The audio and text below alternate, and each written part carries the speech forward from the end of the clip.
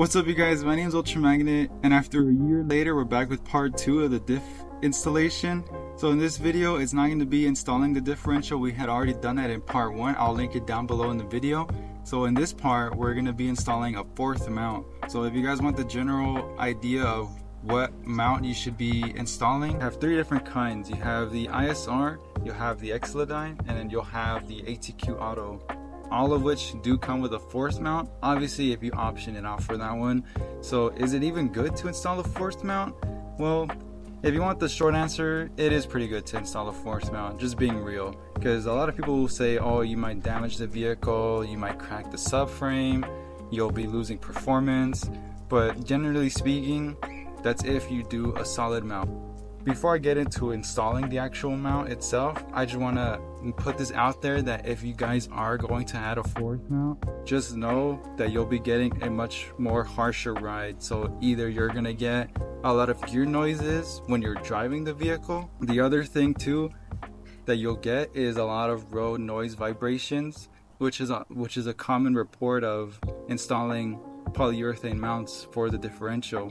It's a trade-off. You'll get more performance out of it, you'll get better acceleration, because as it sits right now with these cars, they don't have a fourth mount, so you'll get a lot of wheel hop when you're accelerating, and you'll hear a lot of vibration when making a hard turn in the Genesis Coupe.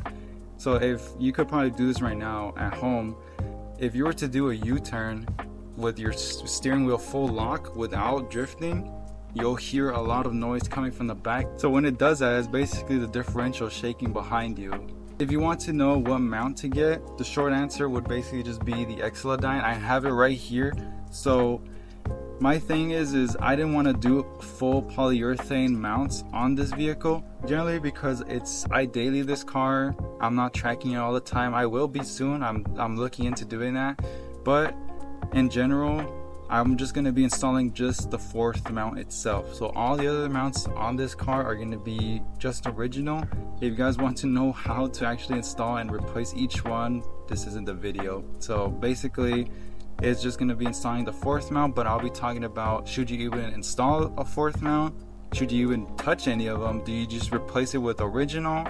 There's even talk about installing the Genesis sedan model, which a lot of people have come out to say that it's actually better just because the Genesis model does have the V8 in it. This one does come with a V6 and a 2.0, while as for the sedan model, it comes with two variants of the V8.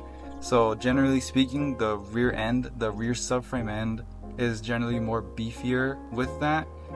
Alright, so if you guys are going to be going for the ISR model, just know that it'll run you $220 from ISR's website. Other places sell them for $200, less than $200. That comes with all 4 mounts that are all polyurethane. There comes with no hardware.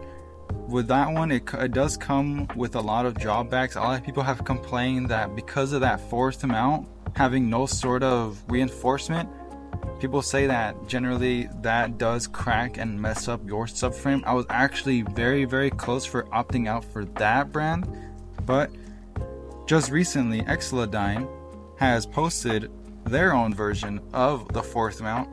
If you guys opt out for their fourth mount, it runs you $200. If you guys want the reinforcement for the fourth mount, it'll run you $250 for that. If you opt out for their drill bit, it'll be $269. Depending on which fastener set you'll get, it'll still run you $269 for the complete if you're opting out for the standard. If you guys want to upgrade the bolt to a 12.9 bolt, it'll be $289.99. If you want the chromoly set, it'll run you $309 for that one. So generally speaking, you'll have more options to choose from Excelodyne. You'll be able to pinpoint what price point you want that item to be at. As for ISR, it's basically just the bushings, no hardware, no reinforcement, just the bushings itself. That's why I put ISR at the bottom and then Excelodyne in the middle. If you guys do get the ATQ model, just know that that is the top of the top line of fourth mount bushings. If you guys do opt out for ATQ, just know that it'll run you $565 on their website. So if you rush the order, your total price output will be $970 for ATQ. So those are the top 3 fourth mount bushings that you'll be left with to choose from. I'll be linking each of their websites down below just to make it easier for you guys to pick and choose, just to see what is different from the other. But generally speaking, the Exodyne has a lot of positive reviews from how easy the installation is. This is just for the Genesis Coupe, the BK1s, which runs from 2009 to 2012. From 2013 to 2016, just know that you'll be needing a drill bit to cutting up the subframe to open up the hole found for the fourth mount a little bit larger, just because on ours they do come with a little grommet which you could just peel back. For the newer Genesis Coupes, you'll need to be drilling out that hole to make that hole wider to fit the fourth mount in there.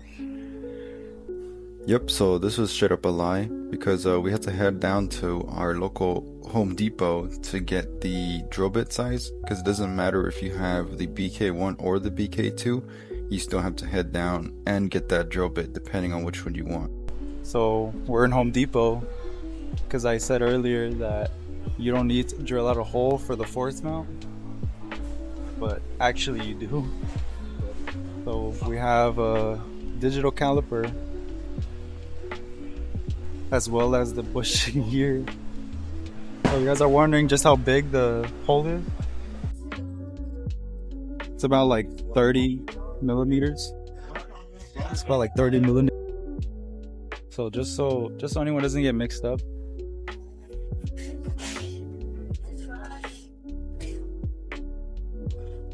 for this hole, don't be using these. Don't be using drills. You need a step drill bit.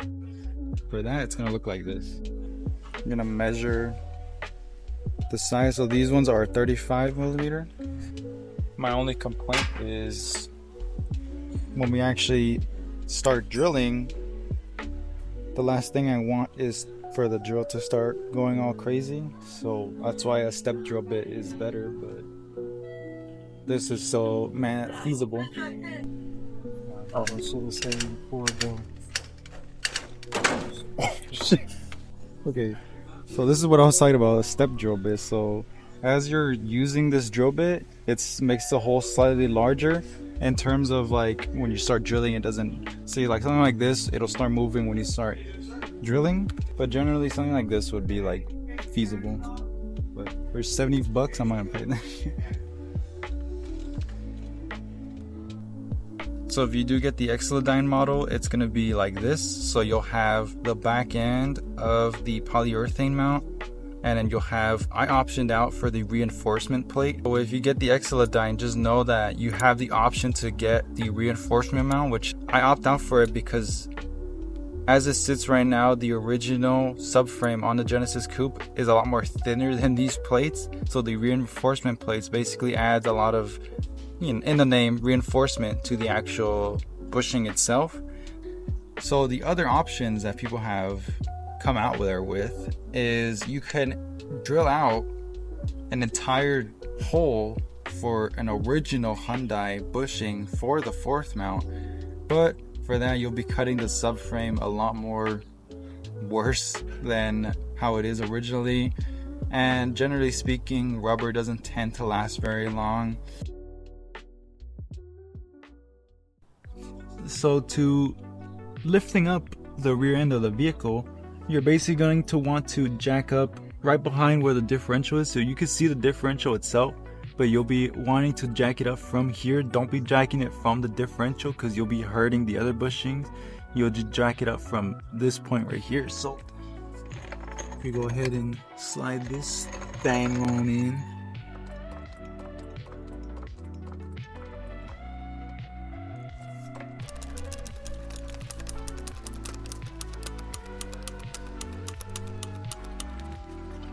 alright, once you got it up, you're gonna go ahead and just lower it back on the jack stands.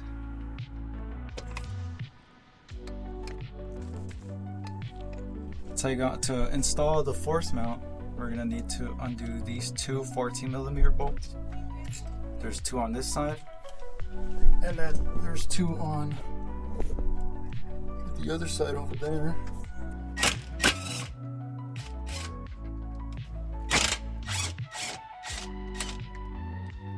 So to install the fourth mount, you're gonna need to take off the rear muffler as well as disconnecting the sway bar. So the sway bar is just sitting right here.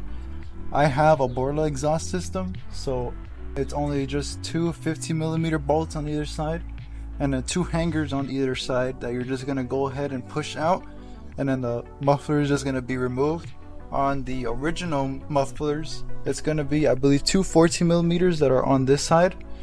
Once you take those out, it's just the two hangers and then the whole muffler comes out. So once you do that, the only reason why is simply because I went ahead and got myself a hole dozer. This one is a 32mm. Audio messed up.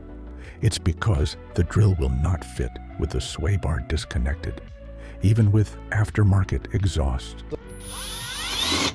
See, look at all that glorious room we now have. I'm gonna go ahead and I got myself an automatic center punch. You get this at Harbor Freight. They're really cheap. I believe it's like 70 bucks. You're gonna go ahead and center it as much as you can, and you're gonna just right there. Another one there. Another one there. Another one there. Alright, so once you get your hole mocked up, you're gonna go ahead and start making the holes for the screws to go in. So I got myself a 1 1/4 drill. So lock that in. So we're gonna go ahead and go back under. These little screws that come with it, they're 4mm for these. So you're gonna go ahead and grab the back end, which has the screws. You're gonna go ahead and just apply the Loctite. Oh, it's a pretty hefty amount for a little screw.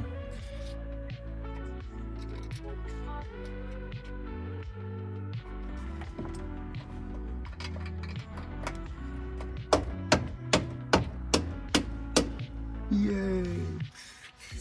Hit my name.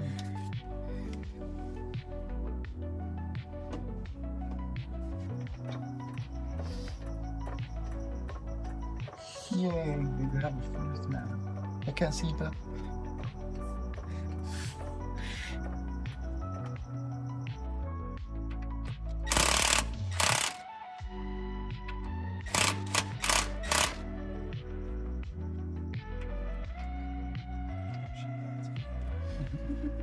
If I do more, it's gonna just go all the way with me, and I won't be able to get it out. But boom, in.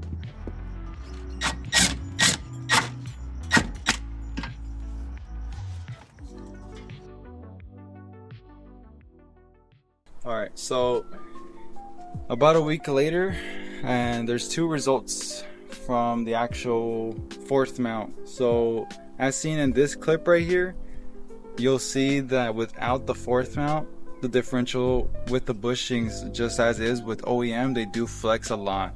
So this is just without the fourth mount installed. With the fourth mount installed, you can see that there's not a lot of difference between the two, and you could probably factor in because of the fact that all the other bushings are OEM, while as for the fourth mount is just the other one that's just aftermarket.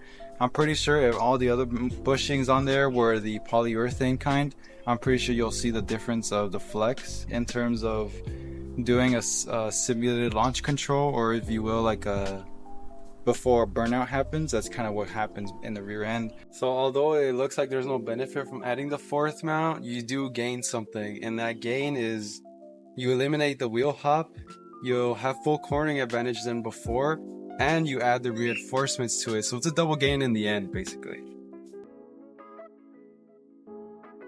So if you had installed your new differential, you'll know that you'll have a few differences already. You guys might already know what differences you guys are looking out for, but just in case you guys don't, there are at the moment 4 different kinds. Depending on which one you get, you'll get differences. So if you've gotten something like a 3.5 and 3.7 like how I do, you'll know that your RPMs might be a little bit lower than how it was originally. Back, I had taken 2 videos, a before and after, with the old diff and the new diff. So I was gonna add in the fact that I did gain a higher top speed. The Genesis Coupe with a 4.1 diff will still achieve 80 miles per hour around 3000 RPM, and it could differentiate between like how much power it's putting down, where the location is at, you know, ambient air temperature.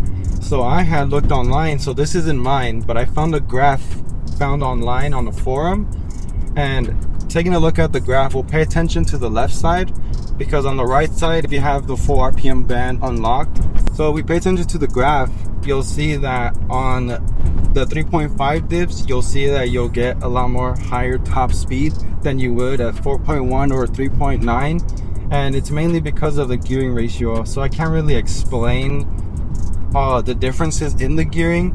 Essentially, the 4.1 and the 3.9 diff is quick, while as for a 3.7 and a 3.5 diff is fast. So that's pretty much like the quick way of explaining it. So it's generally the difference between the differentials. Depending on which one you've got, you'll get a different result out of it. If you want to impress someone, making him feel like your car is faster, a 4.1 and a 3.9 diff would be like the way to go. For something like how I'm building my car, I'm trying to reach top speeds. So I went with a 3.5, which is at the moment the lowest. Obviously you can modify your differential, but that's modifying it, and it's a whole thing.